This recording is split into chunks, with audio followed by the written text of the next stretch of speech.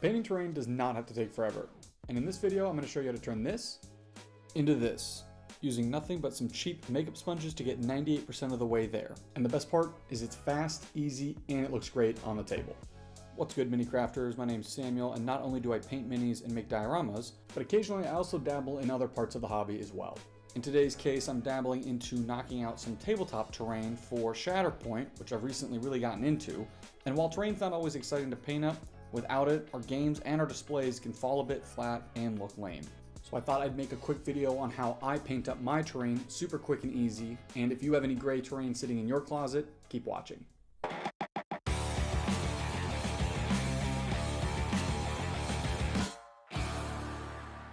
quick note to my beginners: if you're new to painting, this technique will not only help you get more comfortable with painting your terrain, but it should reassure you that you don't need fancy brushes or hours of blending to get some awesome results.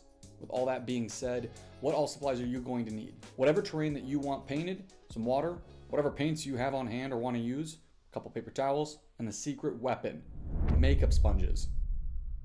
Now you can grab these at any Target, pharmacy, CVS, or if it's easier, Amazon also has tons of them that you can get in big packs. I'm gonna have a link to the ones that I'm using today down in the description below if you want to pick those up. As always, I really appreciate the support. Makeup sponges seem to be the rage right now, and I can definitely see why. They've changed how I personally paint my terrain, very fast and very easy. And there's a reason why we're going to be using makeup sponges in particular over other kinds of sponges. Many sponges are actually much more coarse and textured than you realize, especially when you compare them to makeup sponges. If you look closely at the sponge on the left, you're going to be able to see the pores and the divots much more easily. On the right, that's a makeup sponge, and that one is a lot smoother. The superfine textures on a makeup sponge are going to be a lot smoother, especially when you're trying to blend. I would actually compare it to that of an airbrush, so you don't really want to use a rougher textured sponge for this. To start, I've primed my piece of terrain here black, and I'm starting with a base coat of dark silver by Pro Acryl. You can use any dark metallic here, so don't worry if you don't have this specific paint. And don't stress about being too neat here, since this step is actually just to achieve mass coverage. Don't force the sponge into the nooks and crannies. We want to leave that area black in the deepest recesses. Next, we're going to grab a lighter silver color here and start dabbing it on the raised areas and the corners. We're going to be leaving some of the base coat visible, and this is going to create some instant depth to help make the different parts of whatever terrain you're painting pop. In this case, I'm working on creating a metallic surface. So if you're using something more organic like rocks, you might be varying the types of browns and tans and other colors that you're using there to create that depth. Now, something that the sponge technique really helps with is adding weathering and rust to terrain, especially if you're using or trying to create something metallic like I am. I have a metallic base coat down, but I'm trying to add some touches of rust to this metal surface. So I've taken a darker orange and I'm going to lightly dab that on this section of the terrain. I'm going to then come in with some brighter orange and lightly dab that on top to create a highlight. The goal really here is to create layers and texture while leaving some of your previous layer visible. Now, remember the rougher sponge I told you not to use like 2 seconds ago? So you don't really want to use a rougher textured sponge for this. Turns out there is a use for them. Let's say that I want to add some chipping to my terrain.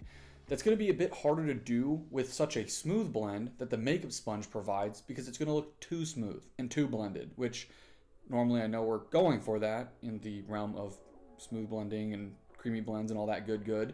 But where this coarser sponge is going to shine is in situations like this. By jabbing lightly with that coarser sponge, I'm creating a more spread out and random chipping effect here. You're going to need to grab a brush to apply some dots of black or dark brown where you added that chipping. This is separate than the sponge, obviously, because we're using a brush, not a sponge. This is going to give those nicks and dings some depth. Now you might be thinking, Samuel, it seems like you're telling me that getting a sponge is going to solve all of my painting woes and that I can get rid of all of my brushes immediately.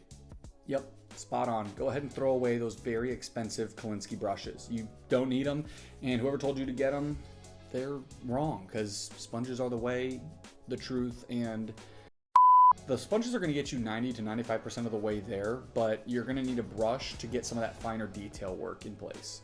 As you work along your terrain, you're probably going to find nooks, crannies, details, things that the sponge is either going to get too much texture on or too much color on, and you can't get the fine details there, so you're going to want a brush for that. My advice is sponge as much as you can and then break your brushes out for those hard to reach places or final touches that you want to add. In my case, I used my sponge to add tan to the vast majority of the walls of this structure. It's super fast, but if you notice, I couldn't get the sponge point all the way into the corners and the nooks and crannies of this terrain. If you prefer to leave it darker for a shadow effect, then you can ignore this step entirely. But for me, I wanted to add that tan to the sections of the wall that my sponge just couldn't get to. For some other details, like those vibrant blue cables, I'm going to be using a brush as well to get paint where I want without spilling over onto the nice tan that I put down earlier.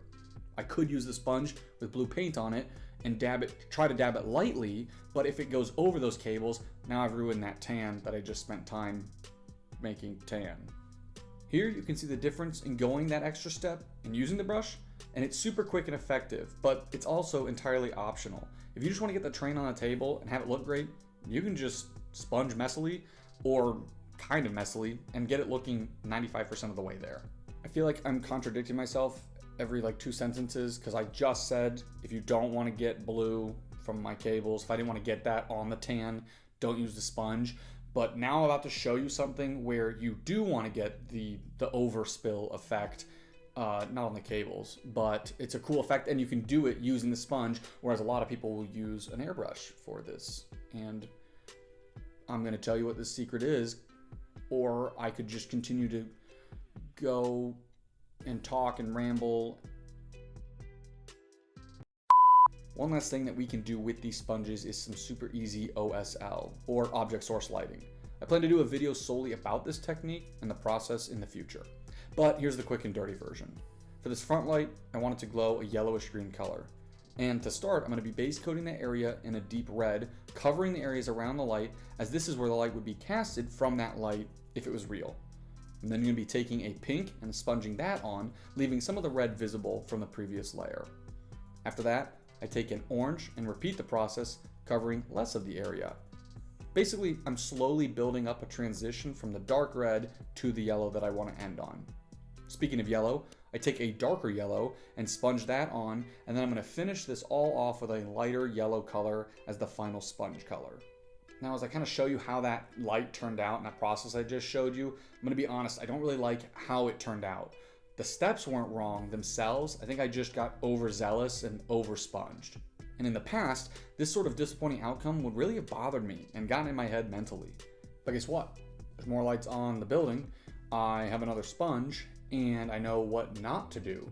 So I'm going to tell you what I told me in the moment of realizing I didn't like it, and that's to do it again. Try again. Because you are going to get better the more that you try. I know for me personally, when I don't nail a technique or a process exactly right, that really bothers me. Sometimes enough to make me to want to stop, but I know that I'm never going to improve if I don't forge on and keep trying. Also, this is terrain, and if you're like me, when you're playing your tabletop games, you're not really focusing on the terrain as much, rather you're probably focused on the minis or the gameplay itself, and also destroying your opponents, naturally. So for the side lights, I'm going to start by adding less color than I did before, rather than more up front. I can always add more, and in my first attempt, I ended up overdoing it. The base coat was red, but instead of jumping up in contrast, I'm going to be easing in with an orange color, leaving the dark red in the recesses and the edges of the area. After orange, I'm going to use a desaturated yellow, in this case Averland Sunset by Citadel, and I'm going to sponge that on. I'm going to be covering less than the previous layer, similar to how I did the first time. The last step with the sponge is to take a yellow and sponge that on sparingly. Just look at how quickly I created that blend for the light and the surrounding area. The last 2 steps require a brush and it is super easy. To get the final details here, I'm going to take my brush and then I'm going to add some white to the light itself and let that fully dry. Now you're probably going to need a few layers to build up the opacity and get a full coverage of the white there. After that's dry, I'm going to be using some orange ink. I'm going to cover that white.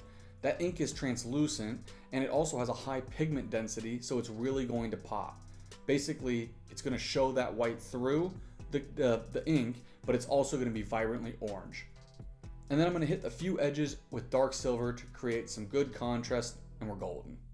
Again, this is not a mandatory step. You could have stopped before you got to your lights or whatever your details were and said, I'm done, and you'd be good to go. But I think that sometimes adding those pops of color or points of interest can really bring your terrain to life and make it look more cool and unique on the table. Most importantly, the sponge did the heavy lifting here. Yeah, I used my brush on a few bits and points of details, but the sponge is going to get you 90% of the way there on whatever you're trying to paint up for whatever kind of terrain you have. And that's it. You've got finished terrain that looks like it took hours to do, but was really quick to knock out with some of these sponges. It's perfect for filling out your tabletop without burning out on terrain. If you found this video helpful, please drop a like and let me know down in the comments below what terrain piece you're working on right now, or what tips and tricks you've found useful as you've worked through your terrain. And if you want to try this technique out yourself and use some of the sponges that I used in this video, I'm going to have those linked down below if you want to use those. Those are affiliate links, and those are going to give some kickback to the channel, but they're not going to cost you anything extra. I'll also link the Shatterpoint terrain that I was painting up today. If you're interested, you like Star Wars, I'll have that down below as well.